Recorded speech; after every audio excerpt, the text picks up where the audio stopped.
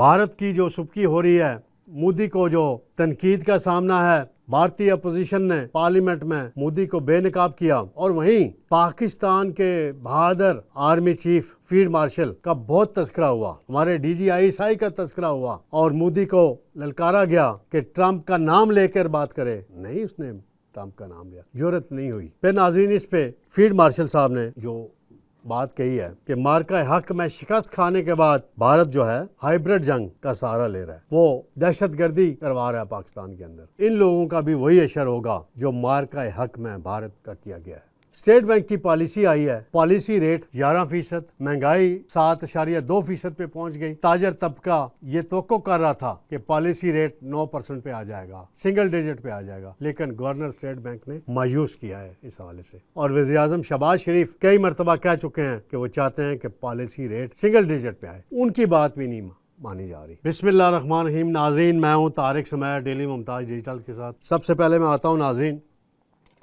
भारतीय पार्लियामेंट में कई दिनों से बहस चल रही थी, और कल राहुल गांधी और बाकी जो कांग्रेस के लोग थे, लोकसभा में उन्होंने पर्दा चाक किया मोदी का, और मोदी को आलमी सतह पे नाकामी का सामना है, सफारती तनाई का शिकार है भारत।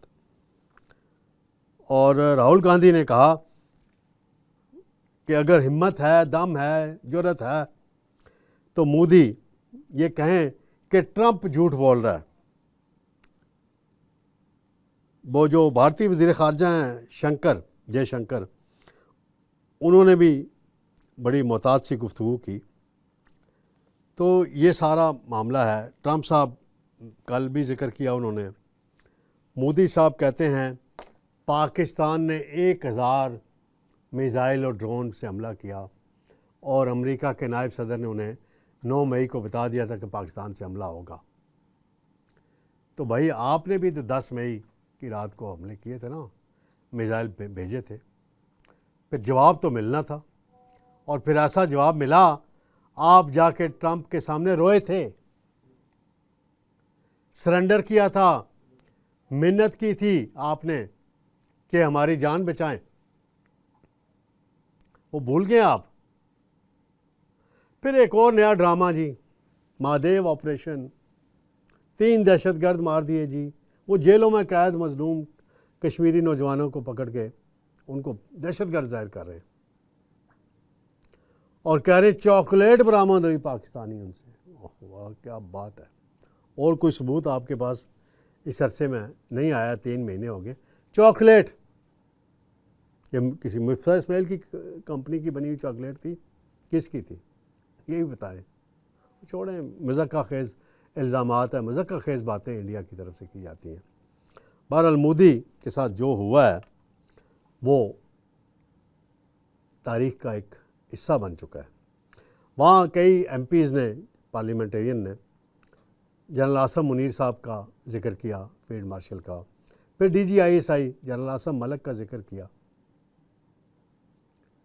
और तनकीद की कि जी भारतीय जो हुकूमत है वो हमारे DGISI जो कौमी सलामती के मशीर भी हैं, उनसे इंटरेक्शन करते रहे, उनके साथ बातचीत करते रहे। तो बहादुर अफवाज के बहादुर अफसरान का इंडिया की पार्लियामेंट में गूंज हुई है। तारड़ की भी कल गूंज हुई थी। तो ये बड़ी देखने वाली बात है। आज एक स्टेटमेंट आई है ISPR के ज़रिए फील्ड मार्शल साहब की, और वो कहते हैं कि मार्का हक में शिकस्त खाने वाला भारत फितनतुल ख्वारिज उल हिंद से हाइब्रिड जंग का सहारा ले रहा है। भारत मार्का हक में शिकस्त खा चुका, और अब फितनतुल ख्वारिज और फितनतुल हिंदुस्तान जैसे प्रॉक्सीज़ के ज़रिए हाइब्रिड वार का सहारा लेकर हमें नुकसान पहुँचाना चाहता है। उन्होंने बलूचिस्तान की 16वीं नेशनल वर्कशॉप थी, उसमें के शुरा से खिताब किया है। बलूचिस्तान की तरक्की कौमी यकजहती की ज़मानत है, ये भी जनरल साहब ने कहा है। इस वर्कशॉप में अरकान पार्लियामेंट, सिविल सोसाइटी, सरकारी अफसरान, दानिशवर, साफ़ी और नौजवानों समेत मुख्तलिफ शोबों के तल्लुक़ रखने लोग शरीक हुए थे। तो तमाम फितना बाज़ अनासर भी, वो कहते हैं आगे, इसी अंजाम से دو چار ہوں گے جو انہیں مارکہ حق میں ملا تھا، یعنی انڈیا کو، یہ انہوں نے بڑا سخت اور سٹرانگ پیغام جو ہے دوبارہ انڈیا کو دیا ہے۔ بلوچستان کی تعمیر و ترقی کا خصوصی ذکر آیا ہے اس میں، بلوچستان کے حالات کا بھی ذکر آیا ہے اور سوال جواب بھی ہوئے ہیں۔ یہ بڑی زبردست بات کی انہوں نے کہ جی جس طرح مارکہ حق میں انڈیا کو شکست ہوئی، اس کی جو پراکسیز ہیں ان کو بھی اسی طرح شکست ہوگی۔ روزانہ واقعات ہوتے ہیں، ہمارے جوان شہید ہوتے ہیں، قربانیاں دیتے ہیں، اور بھارت اب دوسری سائڈ سے ناکام ہوا تو اور طریقے استعمال کر رہا ہے، تو ہماری فوج ان کو انکاؤنٹر کرنے کے لیے، ان کا جواب دینے کے لیے، ان کی سازشوں کا ناکام بنانے کے لیے حکمت عملی بناتی ہیں اور اس پہ عمل بھی کرتی ہیں۔ تو دیکھتے ہیں آئندہ اس حوالے سے کیا رزلٹ سامنے آتا ہے۔ ناظرین، گورنر اسٹیٹ بینک صاحب کی پریس بریفنگ ہوئی ہے اور انہوں نے کہا ہے کہ جی پالیسی ریٹ جو ہے 11% پہ برقرار رہے گا اور $38 بلین کے ذخائر ہو گئے ہیں، تمام ادائیگیاں وقت پر کی ہیں، ایکسپورٹس میں 4% اضافہ ہوا ہے، مہنگائی کی شرح 7.2% پہ پہنچ گئی ہے اور اس میں اضافہ ہوا ہے 2 مہینوں میں، مئی جون میں اور جولائی میں بھی ہوا ہے، پھر آگے اور اضافے کا انہوں نے خدشہ ظاہر کر دیا ہے۔ G D P growth 2.7%۔ اصل معاملہ ہے پالیسی ریٹ کا کہ پالیسی ریٹ 22 سے 11 پر لائے ہیں اور 11 پر روک دیا اب انہوں نے۔ جو تاجر طبقہ ہے، جو چیمبرز ہیں، وہ ڈیمانڈ کر رہے تھے کہ اس کو سنگل ڈیجٹ پہ لایا جائے، 9% پہ لائیں، 8% پہ لے آئیں، 7 پہ لے آئیں، جتنا بھی ہو۔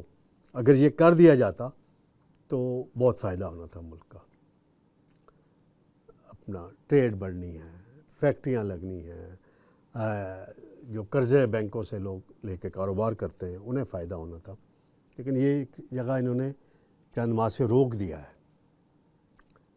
شہباز شریف صاحب کئی مرتبہ اپنی تقریروں میں یہ کہہ چکے ہیں کہ وہ چاہتے ہیں کہ یہ شرح سود جو ہے، یعنی پالیسی ریٹ جو ہے، یہ 7-8% پہ آ جائے، یعنی ان کی بات بھی نہیں مانی جا رہی، کیونکہ اسٹیٹ بینک تھوڑا خود مختار ہی ہے، اس کو قانونی طور پہ دی گئی ہے، وہ اپنے حساب سے فیصلے کرتے ہیں۔ تو اس حوالے سے سوچنے کی ضرورت ہے۔ پیٹرولیم مصنوعات کی قیمتیں بڑھی ہیں، اب کمی کی بات ہو رہی ہے، لیکن یہ نہ ہو کہ کمی 1 روپے کی کر دیں، 2 روپے کی، اور اضافہ کرنا ہوتا ہے تو 9-10 روپے کا، 15 روپے کا ایک مہینے میں 20 روپے تک پہنچا دیا جاتا ہے۔ اور کیونکہ لیوی جو اس ٹیک بجٹ میں عائد کر دی گئی ہے، تو اس میں دیکھتے ہیں اصل مسئلہ پالیسی ریٹ کا ہے۔